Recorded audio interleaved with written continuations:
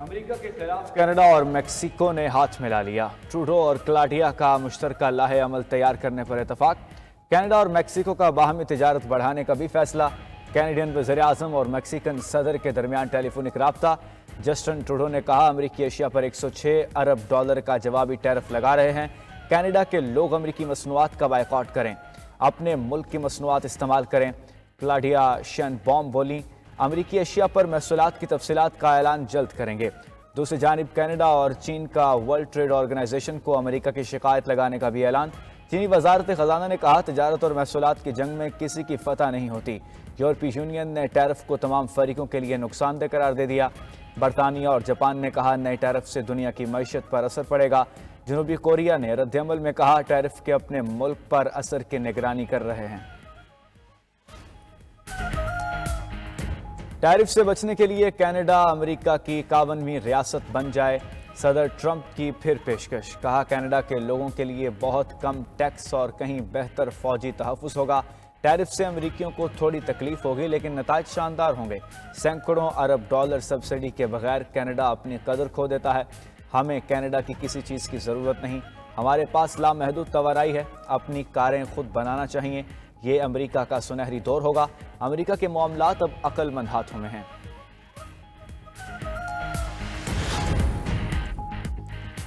اضافی tariff act نافذ کرنے والے ٹرمپ پہلے امریکی صدر نہیں۔ 1930 میں صدر ہربرٹ ہوور بھی ٹیرف ایکٹ نافذ کر چکے ہیں۔ 1929 میں امریکی سٹاک مارکیٹ کریش ہو گئی تھی۔ مقامی صنعتوں کو بچانے کے لیے غیر ملکی مصنوعات پر 20% تک ٹیرف عائد کیا گیا تھا۔ امریکی ٹیرف نے عالمی تجارت کو نقصان پہنچایا اور عالمی معاشی بحران مزید سنگین ہو گیا تھا۔ ہوور کا ٹیرف غیر مؤثر اور نقصان دہ تجارتی پالیسی کے طور پر تاریخ کا حصہ۔ کینیڈا، میکسیکو اور چین پر تجارتی وار کے بعد امریکہ کی پاناما کو بھی دھمکی۔ پاناما کینال پر چینی اثر و رسوخ کم کرو۔ امریکی وزیر خارجہ نے دو ٹوک کہہ دیا۔ مارکو روبیو کی پاناما کے صدر سے ملاقات۔ کہا چینی اثر و رسوخ کم نہ کیا تو پاناما انتقامی کارروائی کے لیے تیار رہے۔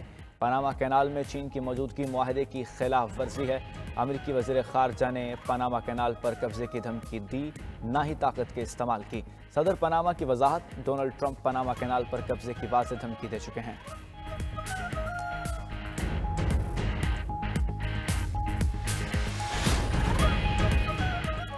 امریکی صدر ڈونلڈ ٹرمپ کا تارکین وطن پر ایک اور وار۔ وینزویلا کے 3 لاکھ شہریوں کا عارضی تحفظ ختم کر دیا۔ متاثرہ تارکین وطن کو 2 ماہ میں امریکہ چھوڑنے کا حکم۔ وینزویلا کے شہری سیاسی اور اقتصادی مشکلات سے بچنے کے لیے امریکہ آئے تھے۔ وینزویلا کے صدر کا امریکہ سے تعاون کرنے کا اعلان۔ کہا شہریوں کو واپس لینے کے لیے تعاون کریں گے۔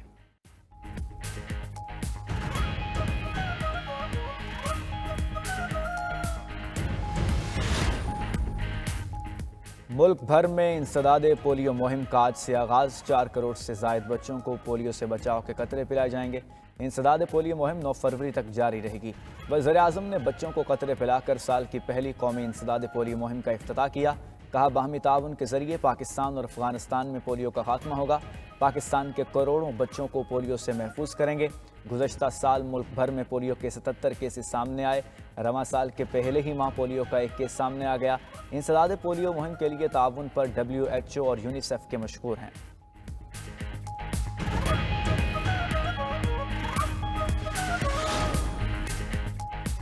پنجاب کے مختلف میدانی علاقوں میں پھر دھند چھا گئی۔ حد نگاہ کم ہونے پر موٹر وے M2 پر لاہور سے شیخوپورہ تک ٹریفک کا داخلہ ممنوع۔ M3 پر فیض پور سے سمندری تک گاڑیوں کی انٹری بین۔ لاہور سیالکوٹ موٹر وے M11 کو مکمل بند کر دیا گیا۔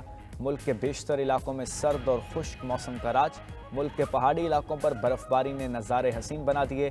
خیبر پختونخوا آزاد کشمیر میں سفید موتیوں کی برسات۔ محکمہ موسمیات نے بالائی علاقوں میں مزید برف باری کی پیشگوئی کر دی۔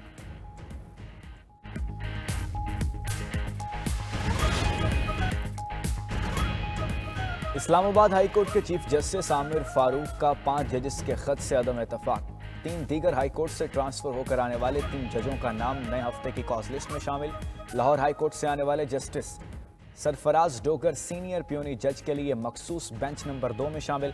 इससे पहले बेंच 2 की सरबराही जस्टिस मोहसिन अख्तर कयानी कर रहे थे। Justice Mohsin Akhtar Kayani Islamabad high court के बेंच नंबर 3 की सरबराही करेंगे। इस्लामाबाद हाई कोर्ट के रजिस्ट्रार ने आइंदा हफ्ते का रोस्टर जारी कर दिया। नई कॉज लिस्ट के मुताबिक सिंध हाई कोर्ट से आने वाले जस्टिस खादिम हुसैन सोमरो का बेंच 9 और बलूचिस्तान हाई कोर्ट से आने वाले जस्टिस मोहम्मद आसिफ बेंच 12 होगा। जस्टिस सरफराज डोगर और जस्टिस खादिम हुसैन सोमरो का डिवीजन बेंच होगा। Chief justice Islamabad high court ने तरमीम शुदा हफ्तावार रोस्टर जारी करने की मंजूरी दे दी।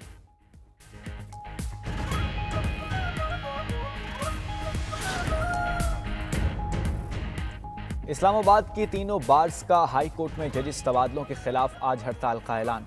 वकला तंजीमों की दूसरी हाई कोर्ट से जजिस के तबादलों की मुखालफत। वकला रहनुमाओं ने कहा तबादले अदलिया में तकसीम और बदनीयती पर मबनी है।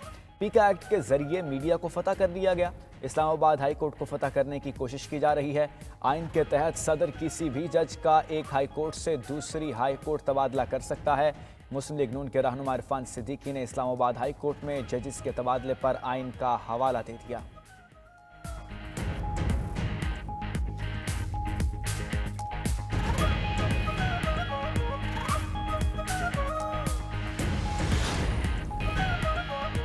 रहनुमा पीटीआई मोहम्मद आतिफ खान और ओन चौधरी की मुलाकात। पीटीआई के सीनियर रहनुमा ने मुलाकात की तस्वीर पार्टी के व्हाट्सएप ग्रुप में शेयर कर दी। ज़राए के मुताबिक वज़ीर आला खैबर पख्तूनख्वा अली अमीन गंडापुर समेत पार्टी रहनुमाओं की आतिफ खान पर तनकीद।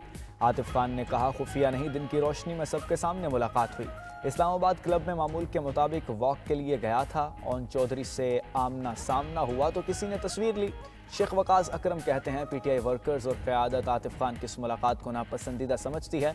ओन चौधरी ने हमारे लीडर और उनकी अहलिया के खिलाफ गवाही दी थी।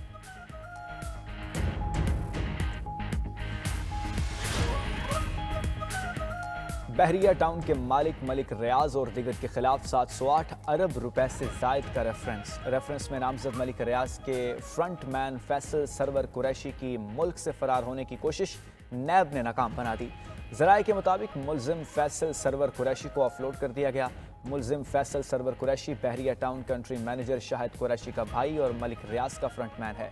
मलिक रियाज ने अपने 5 फ्रंट मैनों के जरिए सरकारी ज़मीन जालसाजी से खरीदी है। केपी में आवाम के मुंतखब नुमाइंदों का ऐवान से आने से गुरेज। इजलास की कार्रवाई अब तक सिर्फ 19 दिन चल सकी। अरकान की अक्सरियत गायब रही। इजलासों पर लाखों रुपए का खर्चा मगर आवाम को कोई फ़ायदा ना पहुंचा। 92 न्यूज़ का प्रोग्राम खबर क्या है अहम मामला आवाम के सामने ले आया। सिंध में ज़रिए अकाउंट्स दफातर के अफसरान का कौमी ख़जाने पर डाका बेनकाब। डेली वेजेस मुलाजमीन के नाम पर माहाना 2 अरब रुपए से जायद की हेरफेर। 92 न्यूज़ फैसलाबाद में रेवेन्यू डेवलपमेंट डिपार्टमेंट में करोड़ों रुपए का स्कैंडल भी सामने ले आया।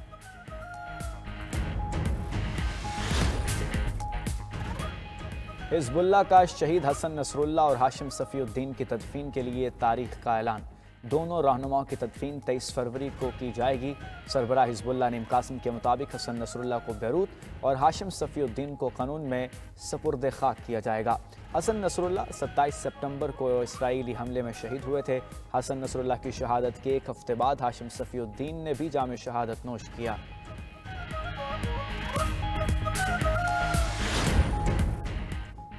इसराइल फ़लस्तीनियों पर दहशतगर्द हमलों से बाज ना आया। मगरबी किनारे में मज़ीद 2 फ़लस्तीनियों को शहीद कर दिया।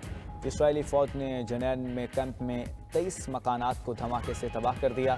जनैन के सरकारी अस्पताल को भी शदीद नुकसान पहुंचा। इसराइली फ़ौज ने जनैन में 15,000 फ़लस्तीनियों को बेघर कर दिया।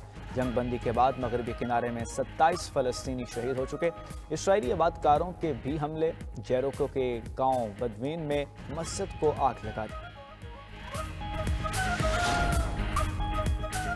यूनान के सेंटोरेनी जजीरे पर 3 दिन में 200 ज़लज़ले, ज़्यादा से ज़्यादा शिद्दत 4.6 रिकॉर्ड की गई।